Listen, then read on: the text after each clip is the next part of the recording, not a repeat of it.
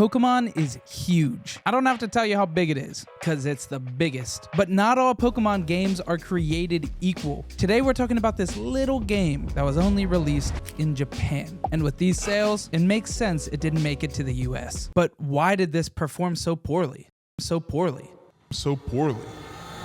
Last week, I spent 3 days straight playing the Pokemon TCG game on Virtual Console. I pumped 16 hours into it over the weekend, absolutely destroying the game. I'm talking beat the final boss before they even took a single turn destroying the game. And I thought that was it. I thought my Pokemon TCG video game experience ended right there. Sure, I could grind for some hours and make a fully constructed deck, but that would just let me Dougie on some unsuspecting NPC and get a 1 million streak on the challenge machine. I wanted more. I wanted a post game. I wanted a reason to put more hours into the game. Then I come across this. Pokemon TCG 2, The Invasion of Team GR, a Japan exclusive sequel that expands the card pool and adds a second region. At first, I thought this was fake, some ROM hack, something some random dude made. But no, it's a real sequel to the game. Now, if you haven't played this game or even the TCG at all, it's pretty simple. You construct a deck out of packs you open from beating NPCs. It's a turn-based duel. The winner is determined by knocking out the other player's Pokemon. For boss fights, you have to knock out 6 Pokemon. In grunt fights, you have to knock out 4. That's about it. TCG 2 starts right at the end of the first game with a new evil organization, Team GR, stealing all of your cards, so you have to start over from scratch. As much as this is a sequel, it plays entirely differently. The first game teaches you the game from the ground up, lets you create the deck that you gravitate to,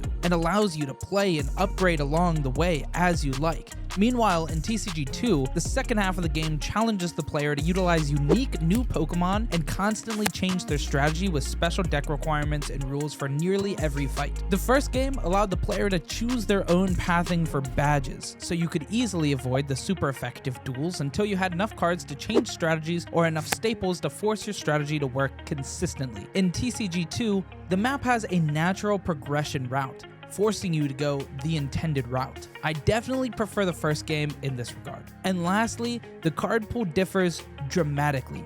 There's nearly double the amount of cards, which means for a lot of new strategies, but to be honest, the premier strategies in base set feel stronger than any of the new cards. Something I find really strange about TCG 2 is that every time I like something, it comes with a downside. For example, I love the expanded card pool. It brings in a lot of new strategies and new hollows to open. But on the other side, it spreads you a bit thin in terms of cohesive strategies. I find myself opening a bunch of different packs, and in turn, I have a ton of broken evolution lines and only 1 or 2 of most staples. So I found myself using an upgraded starter deck for like half the game. During the second half of the game, on the GR Island, many fights have special deck requirements. Something like 4 Pikachu in your deck, or only water energy can be played. And I love this. It highlights cards I would never use otherwise. But sometimes this forces you to grind for specific cards. Like at the Colorless Club, you have to have 4 double colorless energy to duel this guy. So I grinded for 2 hours.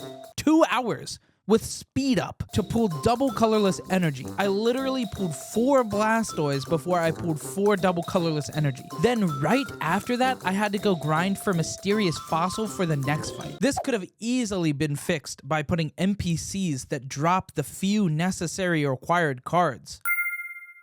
This is somehow both the best and worst part of the game. The starter deck they give you is painfully weak, boasting a Charmander line and a Machop line, but without the final evolutions. So you're pretty much spamming Slash with Charmeleon for a few hours. But on the other side, every NPC you beat gives you a pack reward. And these early game packs feel like pure dopamine. Every single pack feels like an upgrade or a chance at a build-around hollow for a new strategy. You could pull a Bill, draw 2 cards. You could pull a Oak, draw 7 cards. Gyarados, Alakazam, Chansey. All these crazy hollows that feel like you can build a new deck every single pack. But unfortunately, most of the NPCs only reward you with 1 pack. So unless you want to do some farming, you probably won't end up with a new strategy for a while.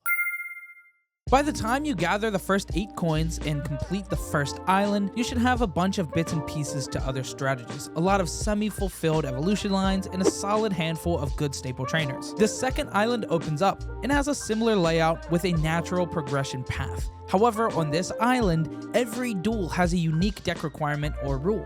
This is the big difference from the first game because you have to constantly change your deck and come up with interesting strategies to take down every opponent. One of the challenges forced me to play 4 Pikachu, so I had to play some form of Pikachu Raichu deck. So we had to find synergies that kind of made them work. First off, I have this Dark Raichu. It's pretty cool. It does random amounts of damage to all of my opponent's Pokemon, which means it should be easy for me to clean up after he's knocked out. That's where the Electrode comes in, Dark Electrode. It does little bits of damage, but it has one move that moves all of its electric energy down to your bench, which means you can use that when it's about to faint, and then all of your energies are saved. Then you put it on the last Raichu, and the Raichu just does a huge burst of damage by discarding all those energies. So basically all your energies count as 2 times, but it's not that good.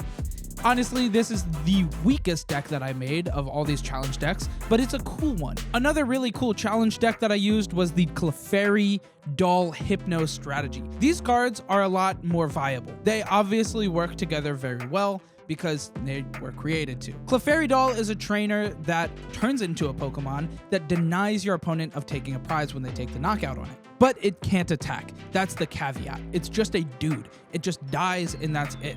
But this Hypno has an ability that lets the Clefairy Doll use its attack. It's not doing a lot, it's just 30 damage, but it's kinda cool. The Drowsy is also incredibly powerful because it has an ability that lets you flip a coin. If heads, your opponent's Pokemon is asleep, and if tails, your Pokemon's asleep.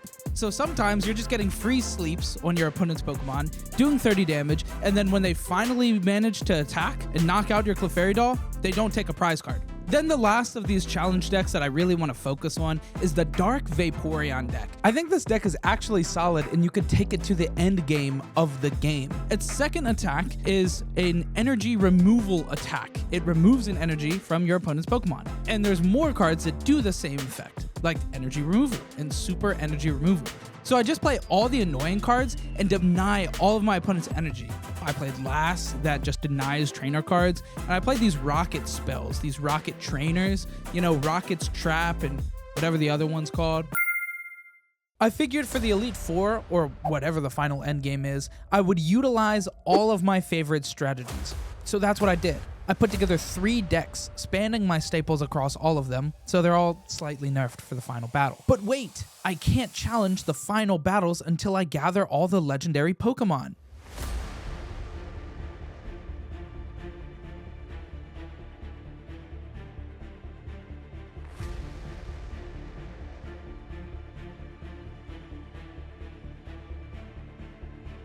I don't know why I made the music so dramatic. That was really easy. I just brain danced all over the place. Now that I've gathered all the legendary cards, I can Oh, I have to make a deck with them first. Now, 4 decks to rule them all, standing face to face against the king of Team Great Rocket. Charizard Double Colorless Scoop Up with the legendary birds. This is the new blood. This is the newest deck. It's not even that cohesive of a strategy. It's just Charizard. Pretty simple. You attack with the Charizard line and that's really it. You put down the birds and then you scoop them back up. Articuno does this crazy ability where it paralyzes your opponent's Pokemon. Zapdos does some chip damage. And Moltres searches for fire energies that can power the Charizard. Oh, and this Dragonite's here.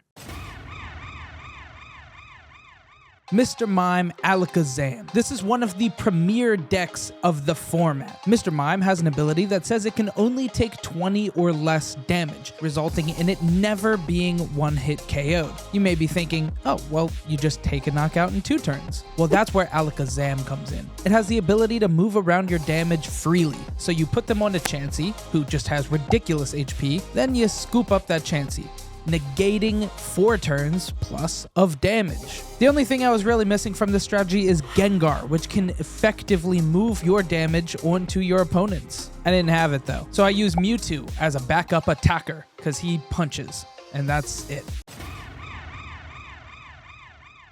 Then we've got Rain Dance Blastoise Gyarados. This deck is incredibly strong. Blastoise lets you accelerate any amount of water energies from your hand onto your Pokemon, and Gyarados, well, he attacks, and that's about it. And since you can just keep resupplying them with energy, you're good. I'd love to show you the final fight, but it was a wash. I didn't even use the 4th deck that I prepared, so sorry, Machamp.